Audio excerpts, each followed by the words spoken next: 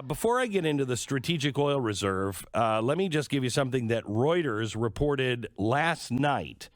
The EU is set to declare a full embargo on Russian oil after this week's French election. Now, that election is happening, I believe, this weekend, is it not? And it's between Macron and Le Pen. It is close.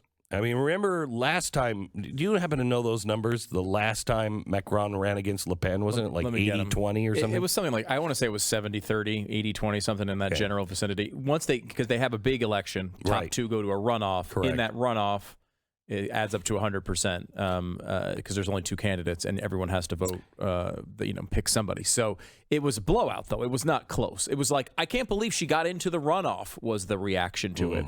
And then the runoff was not close. That's not the case this time. Yeah, it's 45-55, Macron. And once again, the elites are deciding an election.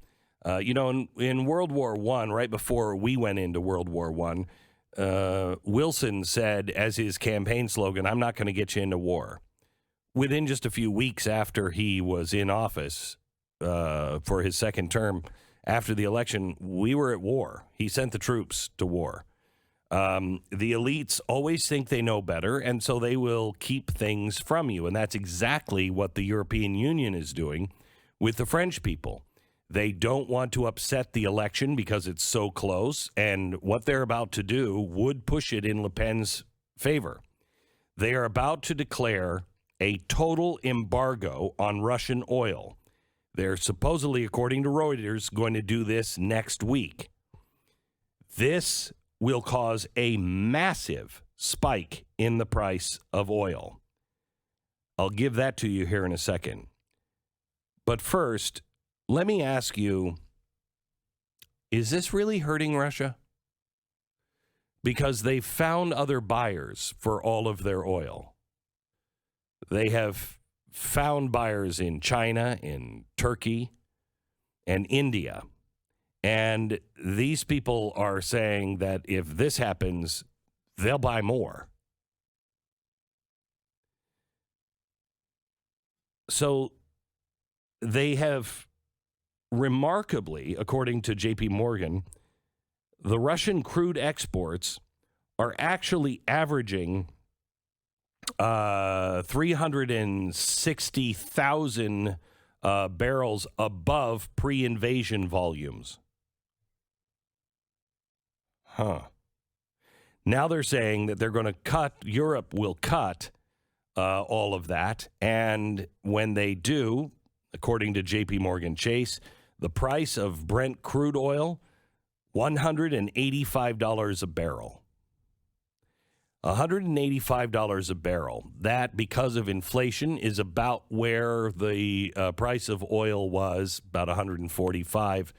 For how long? In 2007 or 8. This is what caused the collapse of our economy. It was oil prices.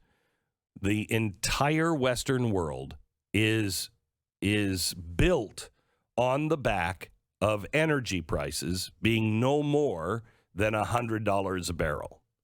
Every time it's over $100 a barrel, it hurts the economy, and it stops it. If you can get it down to, what did Trump have it down to, like $60 a barrel? When you get it down there, you're starting to hurt Russia.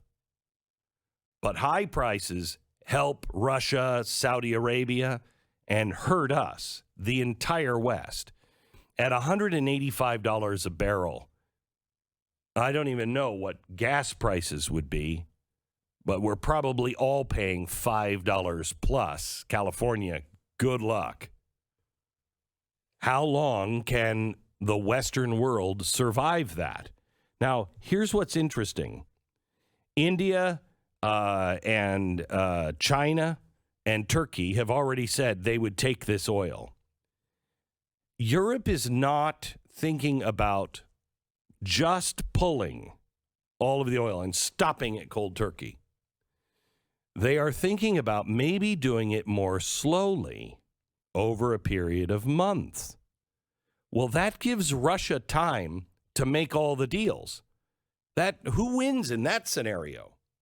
You don't have oil, They have buyers. What is that? By the way, the Russian break-even for oil is less than $10 a barrel. So they're talking also about price caps. We'll only pay $20, but you're still giving them $10 on every barrel. I mean, I don't understand. You're just hurting yourself with this. And, you know, I'm beginning to wonder. You remember Biden had the emergency strategic oil reserve, petroleum reserve. And he said he was going to release 180 million barrels of oil. 180 million barrels of oil from the strategic petroleum reserve. That's 1 million barrels a day for 180 days.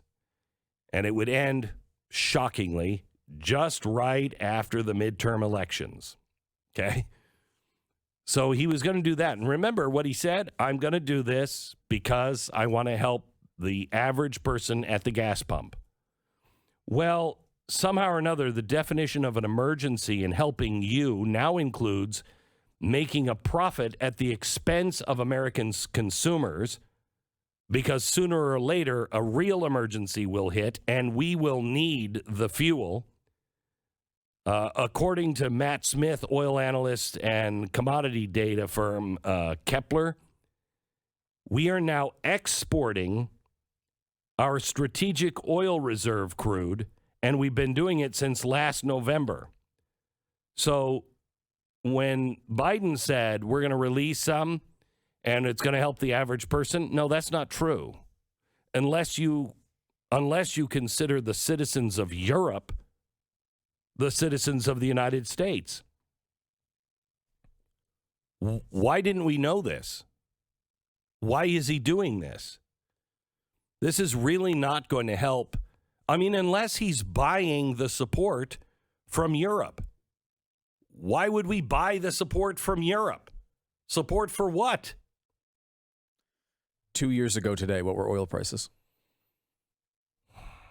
I don't know. Today it's $104? Yeah. 2 years ago today, oil prices $16.94. $16. An asterisk, of course, here in that is we are in the worst part of the pandemic at this point, which is a massive. That is the lowest it went, but that was 2 years ago exactly today. $16.94. It's now over $100. And, once we rebounded off the real catastrophic drop of the pandemic, it was around $40 after that. And now we're at $104. $40 to $60 is a dream. Yeah, 40 to 60 is where it was throughout 2019, most of 2017. It's a little higher at times in 2018, but had leveled off between $50 and $60 before the pandemic hit. And then, of course, all the way down to $16.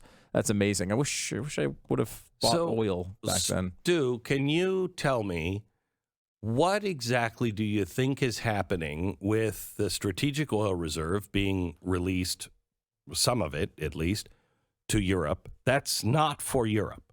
That's for us. And that is actually not for price relief. That is to run our ships, our Navy, our Air Force. What it's supposed to be, certainly. Exactly right. Okay. And then we seem to be going closer and closer. Remember, Joe Biden said, I don't want to do anything that's going to, look like we're supporting Ukraine in any military fashion. We're not going to replace those planes for Poland if they do that. We're not going to be involved in that at all. Okay. Because that would be akin to an act of war. Right. He was very clear on that, wasn't he? Or was it just like me? It. No, it seemed like it. Yesterday, NBC News cited 5 U.S. officials that said a new package, a new arms package, which will bring our military aid to $3 billion, is going to be announced. Listen to this. We are now selling them howitzers, anti-aircraft systems, anti-ship missiles, armed drones, armored trucks, personnel carriers, and even tanks. Now, that sounds to me as bad, if not worse, than some old planes from the 1960s that we weren't even going to do. Why are we doing this? By the way, Russia sent a warning to us that if we start delivering these, quote, most sensitive weapon systems to Ukraine, it will bring unpredictable consequences. I don't think they're unpredictable. You keep using that word. I do not think it means what you think it means. I don't think it's unpredictable. Are we shooting ourselves in the foot by giving away our oil reserve, even selling our oil reserve, just touching our oil reserves at this point, while we're antagonizing the bigger bully and maybe the biggest bully on the block? With over 6,000 nuclear weapons? Yeah, that seems like a problem to me. Now, if you're going, the back sort of, the backstory as far as the reporting goes seems to indicate basically we're trying to say to Europe, you guys need to stop buying Russian fossil fuels. And they say, well, what are we going to use? And this is part of our answer, right? Well, we'll send you some from our strategic oil reserves to help, lower the burden as you cut this off. We just open up our system, it's going to take us 6 months, but we're already 6 months into this. We're going to open up our systems again. We're going to start pumping it like we were, and we'll sell it to you for $60 a barrel. And we're going to leave our strategic oil reserve alone. It's really getting simple. It's fascinating to watch this because you mentioned before, you're like, wasn't he really clear about this? And he was really clear when he said, that we were not going to do anything that was going to escalate us into war. But to say that he was clear really about any of this overall is really difficult to say. He's gone back and forth over and over again. Remember, this guy ran a platform saying we're going to get rid of fossil fuels. We're going to eliminate them. We're going to be, net zero. All of these things that he said to environmentalists to get their vote. Then he gets in front of the public and people say, hey, you keep saying you're going to get rid of all these fossil fuels. Now we're having an oil price crisis. What's the deal here? Gas prices are going through the roof. It's hurting families. And he says, we haven't done anything. We haven't done anything to stop production. What are you talking about? Now, there was a court ruling that said they have to open up new leases, not their action. The court said you have to open up these new leases. So the environmentalists are mad, and he's saying again, we're not doing anything. This isn't us.